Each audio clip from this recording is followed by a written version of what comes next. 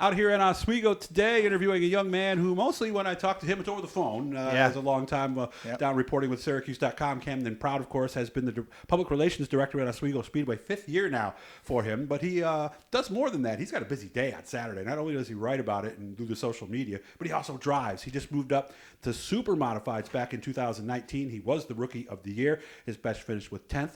And finally, he got to start again after no starts in 2020.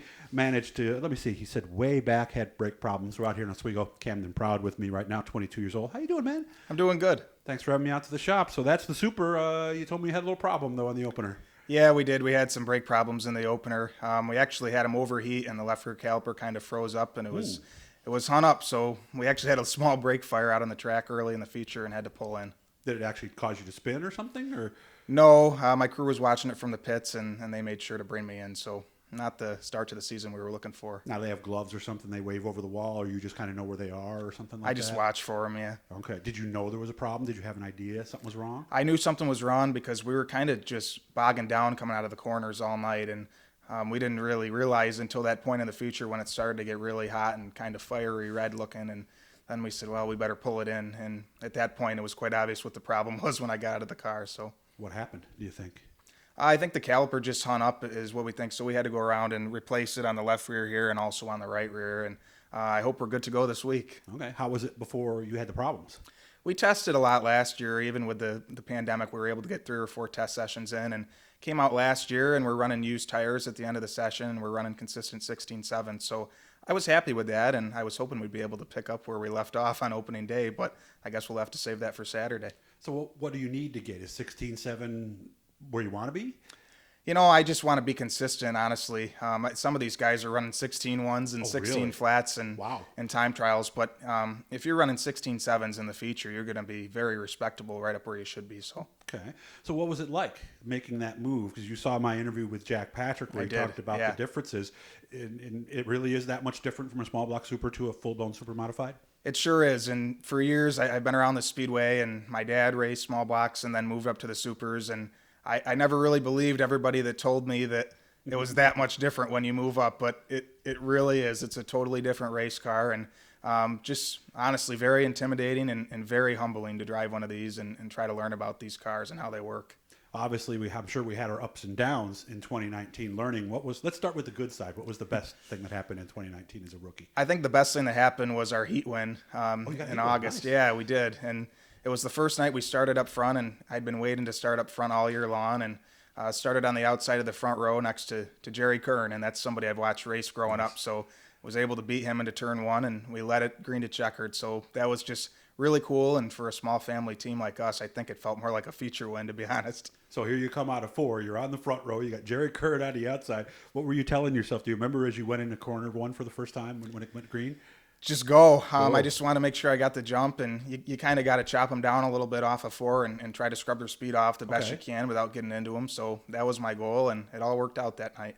What was the bad side of what was the worst thing that happened in 19?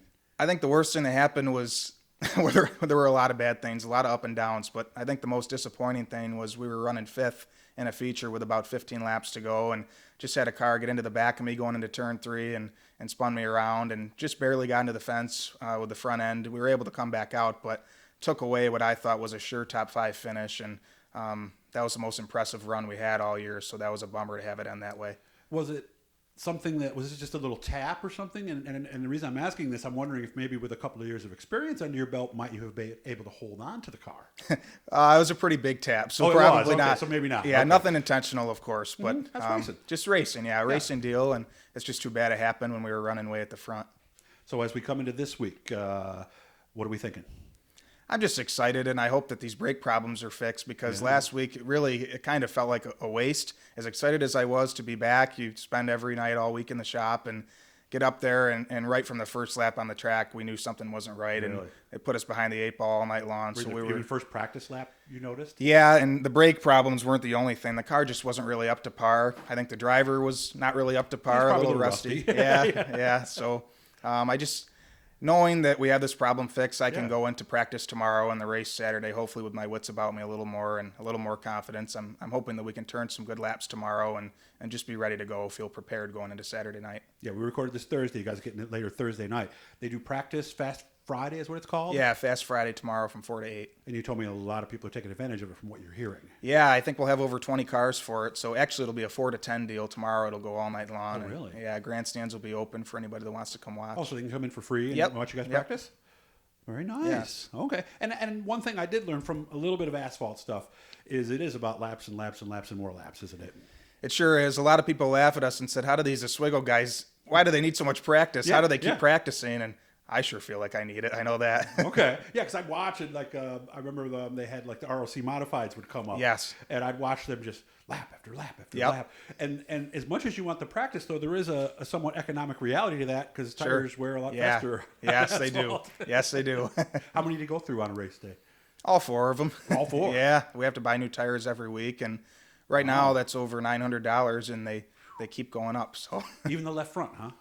We don't always do the left front. This week, actually, we didn't, but most weeks I like to if we have the extra change kicking around. So that is probably one of the biggest continuing expenses that any team faces as soon as they drive in that gate, isn't it? It really is, yeah. I mean, I think that this would be relatively affordable, honestly, if it wasn't for the tires, but the tires are really kind of the big issue when it comes to being able to get into it on an entry level.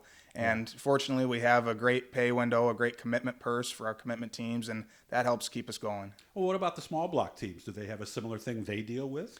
Yeah, they're not as bad. They're only $500 or $600 for a set of 4, so it's about half of what we're paying. Mm-hmm. They also have a commitment program. They don't get paid as well as the big block guys, well, of course not. Yeah, it's similar. Yes. Okay, but they can. You said $500 a week. Are they going through all 4 also? Yeah. Oh, they are. Yeah. Okay. I thought maybe there was a harder tire and maybe it wouldn't quite go that way. They're a little better. I mean, I don't think every team buys all 4 every week, but we did when we raced the small block. So. And you, at 22, you said you actually have 18 years. You actually started practicing at 4? I did, yeah, in the quarter midget. Where was that? Where'd you first start? That was at Oswego. Okay. Yep. Mm-hmm. And that's the Volney track, the Volney one track, by the airport, right? Yep. Mm-hmm. And also, you told me Sodus and Syracuse. Yeah, we raced at Oswego and Syracuse weekly, and Sodus, we had a couple special events out there, and I had a lot of fun at that place. We won quite a few races there. And somebody who might be listening, thinking about getting their kid into it, yeah, they may not get to where you are. They may not even get to a sportsman or something like that. But there are a lot of values a young person learns by racing that young, right?